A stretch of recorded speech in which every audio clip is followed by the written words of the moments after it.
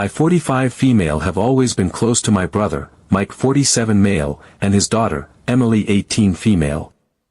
I made the decision to be child-free a long time ago, and while that choice has brought me peace and freedom, it also came with its fair share of judgments and unsolicited opinions from family and strangers alike. Despite that, I've tried to channel the energy and resources I have into nurturing the relationships I value most. Emily has always been a big part of that. I've been in Emily's life since the day she was born. I held her tiny hand in the hospital, babysat her when Mike and his wife, Laura, needed a break, and attended every one of her school plays, soccer games, and milestones. She was the closest thing I had to a child of my own, and in many ways, I poured my love and attention into her. From a young age, Emily was a bright and curious kid, and I always encouraged her interests. She loved reading, so I'd take her to bookstores and let her pick out whatever books she wanted. When she got into painting, I bought her supplies and even paid for art classes. Over the years, I also started saving money for her college education. It wasn't something I ever promised outright, but I quietly earmarked a significant amount of my savings with the intention of helping her when the time came. Growing up, I didn't have the same opportunities, and I wanted to make sure she wouldn't have to struggle the way I did. I never saw it as a burden. It felt like the least I could do for someone I loved so much. Fast forward to last month.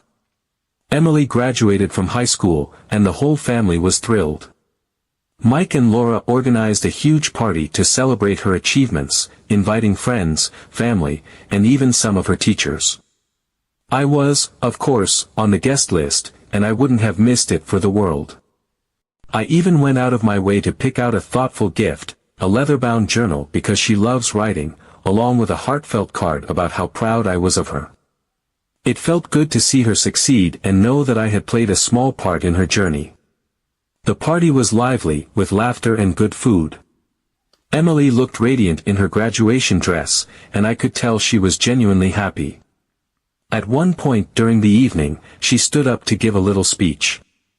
Everyone quieted down, and she started thanking people, her parents for their unwavering support, her grandparents for always being there, her friends for the laughs and memories. It was sweet and touching, until she turned her attention to me. And a big thanks to Aunt for not having kids so she could spoil me like I'm hers. Must be nice having all that extra money and no responsibilities. The room erupted into laughter. I froze, completely caught off guard. My stomach dropped, and I could feel my face flush as every single pair of eyes in the room turned toward me. All I could do was force a weak smile. I felt humiliated. Sure, I've heard jokes about being child-free before, some playful, some hurtful, but this one stung in a way I didn't expect. It felt like a slap in the face, especially because I've gone out of my way to be there for her, to save for her, to make her life easier. What hurt even more was the reaction of the people around me. Mike and Laura laughed along with the crowd, clearly not seeing anything wrong with what she'd said. It felt like a betrayal. I excused myself from the room shortly after and spent the rest of the evening feeling like an outsider at a party I had been so excited to attend. After the party, I couldn't shake the feeling of hurt and resentment. I decided to talk to Emily privately before leaving. I gently told her that what she said during her speech had hurt me and that I didn't appreciate being singled out like that. I expected her to be apologetic or at least acknowledge my feelings, but instead, she rolled her eyes and said, "Oh, come on, it was just a joke. You're being way too sensitive." I was stunned. I tried to explain that it wasn't about the joke itself but the lack of respect it showed, especially given how much I've done for her over the years. She shrugged and walked away, clearly not interested in continuing the conversation. Feeling defeated, I left without saying much else to anyone. The next day, I called Mike to talk about what had happened. I thought maybe he'd understand where I was coming from, but his response shocked me even more. "Teenagers can be dumb sometimes," he said casually. "Don't take it personally. She didn't mean anything by it." I tried to explain that it wasn't just a teenager being dumb, it was the culmination of years of effort and sacrifice being dismissed as a joke. He didn't seem to get it. "You're overreacting," he said. "It's not that deep." But it was that deep to me. For weeks, I replayed the moment in my head, questioning whether I was being too sensitive. I tried to brush it off, but the more I thought about it, the more I realized how much it bothered me. I had sacrificed so much of my time and resources to support Emily, only to be publicly mocked for it. And the fact that she couldn't even offer a simple apology? That was the final straw. After a lot of soul-searching, I made a decision, would withdraw my offer to pay for her college. It wasn't about being petty or vindictive, it was about setting a boundary and standing up for myself. I felt like Emily needed to understand that her actions had consequences and that respect is a two-way street. I called Mike to let him know, and predictably, he was furious. "Are you seriously punishing her for one harmless joke?" he yelled. "You're being selfish and spiteful." I tried to explain that it wasn't just about the joke, it was about the lack of respect and gratitude. He refused to see my side, accusing me of holding a grudge and taking things too far.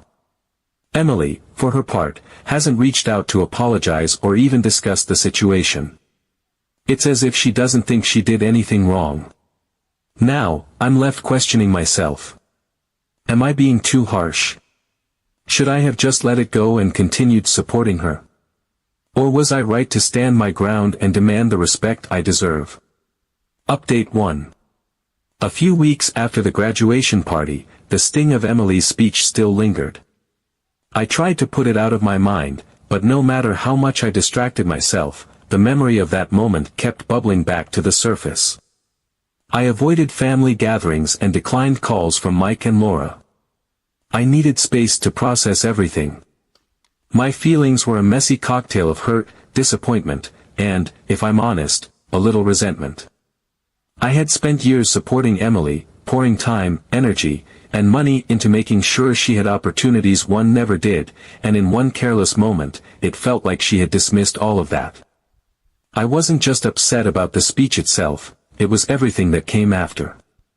Emily hadn't apologized. Not once.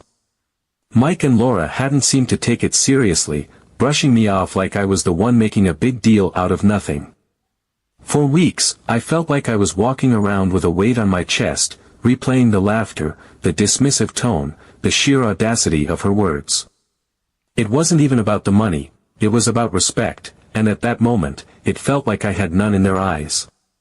Then, one evening, my phone buzzed. It was Emily. I hesitated for a moment before answering. Part of me thought she might finally be calling to apologize, and I wanted to give her that chance. Her voice on the other end was cheerful, almost overly sweet, as if nothing had ever happened. She started with small talk, asking how I was doing, mentioning how busy she'd been with college preparations, and thanking me again for coming to her graduation party. It all felt rehearsed, like she was working up to something. I listened politely, waiting for her to get to the point. After a few minutes of pleasantries, her tone shifted slightly. She started saying how much she loved me, how I had always been there for her, and how much she appreciated everything I had done for her over the years. On the surface, her words sounded genuine, but something about them felt off, too polished, too calculated. I've known Emily her entire life, and while I'd like to believe she really meant what she was saying, I couldn't shake the feeling that she was buttering me up. My suspicions were confirmed when she started talking about college. She mentioned how excited she was about the next chapter of her life and how much it meant to her to have my support. Then she paused, as if waiting for me to respond. When I didn't immediately jump in, she sighed and said, "You know what I mean, Auntie. You've always been so generous. You love helping me out." It was clear what she was hinting at, but I wasn't about to let her off the hook that easily. I asked her directly what she wanted from me. There was a long pause on her end, and then she laughed nervously, saying, "Oh, you know. You already know." That was the moment I decided I wasn't going to play along. I told her, flat out, that I wouldn't be giving her the money I had saved for her college. There was silence on the other end, followed by a stunned, almost disbelieving, "Wait, what?" She sounded completely blindsided, as if the thought of me saying no had never even crossed her mind. She stammered for a moment before asking why I would suddenly change my mind after all these years. I reminded her of what she said during her speech at the party. I told her how much it had hurt to be reduced to a punchline in front of the entire family, to have everything I had done for her brushed off as nothing more than the result of my extra money and no responsibilities. She immediately tried to dismiss it, saying it was just a joke and that I was being too sensitive. But I didn't let her off the hook this time. I told her that jokes have meaning and that words can hurt, even when they're said casually. She didn't seem to get it. Instead of apologizing, she doubled down, saying that she knew I liked spending money on her and that it wasn't a big deal for me to pay for her college. "You've always loved spoiling me," she said, her voice light and casual, as if that justified everything. "This time it's just a little more, but I know it won't be hard for you." I was completely shocked. I couldn't believe what I was hearing. Her entitlement was staggering, and it hit me like a ton of bricks just how little she understood or appreciated what I had done for her over the years. She didn't see the sacrifices I had made to save that money. She didn't see the years of hard work, the nights I spent worrying about her future, or the times I said no to things I wanted so that I could say yes to her. All she saw was the end result, the money, the gifts, the support, and she thought it was her right to have them. At that moment, something inside me shifted. The hurt I had been carrying for weeks turned into a kind of resolute clarity. I realized that I had been enabling her entitlement by always saying yes, by always putting her needs and wants above my own, by never setting boundaries. I told her, as calmly as I could, that this wasn't about the money. It was about respect, and right now, I didn't feel like she had any for me. I told her that she needed to learn that actions have consequences and that sometimes, when you hurt people, you don't get to just brush it off as a joke and expect everything to go back to normal. She was quiet for a moment, and then she said, "I didn't think it was that serious." Her tone was flat, almost dismissive, like she still didn't fully grasp what I was saying. That hurt even more, but it also solidified my decision. I told her that maybe, in time, she would understand, but for now, my decision was final. I wouldn't be paying for her college. She didn't argue after that, she just muttered something about needing to go and hung up the phone. As I sat there, staring at my phone, I felt a strange mix of emotions. Part of me felt guilty. This was Emily, the girl I had loved and supported for her entire life. But another part of me felt relief, like I had finally stood up for myself after years of being taken for granted. It wasn't an easy decision, and I knew it would likely strain my relationship with her and the rest of my family. But in that moment, I felt like it was the right one. Update 2. A few days after my conversation with Emily, I thought things had finally settled. I had made my position clear, and while it hadn't been easy, I felt confident in my decision. I didn't hear anything from Emily after that call, which was a relief in some ways, though it also left me with a lingering sadness. She had always been such an important part of my life, and now it felt like there was this massive wedge between us. Still, I told myself that standing up for myself was the right thing to do, even if it hurt. But just as I was beginning to feel a sense of closure, another storm hit. This time, it was Mike. It started with a text. I had been sitting on my couch, unwinding after a long day, when my phone buzzed. Seeing Mike's name pop up didn't surprise me. I figured he might reach out eventually, but the message itself caught me off guard. It was short, but the tone was sharp. "It's not good to go back on your word. Emily's counting on you." I stared at the screen, rereading the message a few times to make sure I hadn't misunderstood. Was he seriously accusing me of not keeping my word? After everything that had happened? I took a deep breath before responding, trying to keep my emotions in check. I told him that it wasn't fair for him to guilt me like that, especially considering how hurt I had been by Emily's behavior. I reminded him that I had already explained my reasons for withdrawing my support, and that this wasn't about breaking a promise, it was about setting boundaries and standing up for myself. But apparently, my explanation didn't land the way I hoped it would. What followed was a barrage of messages from Mike. He insisted that I was being unreasonable, that Emily loved me and had always looked up to me, and that I was letting one minor incident ruin our relationship. He said I was being vindictive and that I needed to think about how much this would hurt Emily. According to him, my decision was selfish and immature, and I needed to do the right thing and follow through on my promise. Reading his messages made my blood boil. It wasn't just that he was dismissing my feelings, it was the sheer entitlement in his words. He wasn't asking me to reconsider, he was demanding that I pay, as if it were my obligation, as if I were somehow responsible for his daughter's education. The audacity of it all left me stunned. I decided to call him. Texting felt too impersonal, and I needed him to hear my voice. I needed him to understand just how completely out of line he was being. This wasn't a conversation I could have over a screen, trading short, clipped messages back and forth while my blood boiled with every new notification. I needed him to hear the frustration in my voice, the weight of everything I had been holding in for weeks. As the phone rang, I took a deep breath, bracing myself for what I already knew would be an infuriating exchange. When Mike answered, his tone immediately set me on edge. He sounded calm, even smug, like he'd been waiting for this moment, confident that he could talk me into submission. There was an air of self-assuredness in his voice, as if he believed that he could just say the right combination of words and I would fold like I always had before. That smugness only fueled my frustration, making my grip on the phone tighten. I didn't even bother with pleasantries, I went straight to the point. I told him, as firmly and directly as I could, that he had no right, absolutely no right, to lecture me about keeping promises. Not after everything that had happened, and certainly not after the way both he and Emily had treated me in the aftermath of her speech. I didn't stop there. I reminded him of all the ways I had been there for Emily over the years, the birthdays, the holidays, the school events I never missed.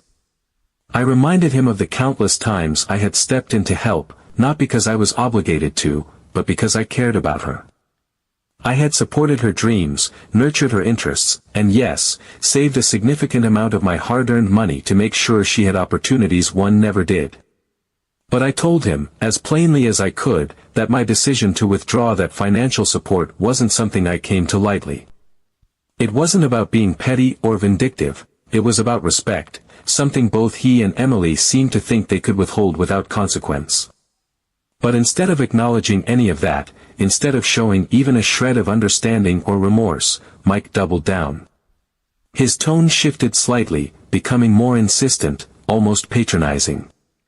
He started painting this elaborate picture of Emily as a devastated young girl, utterly heartbroken because her beloved aunt, the one she had always looked up to, had betrayed her.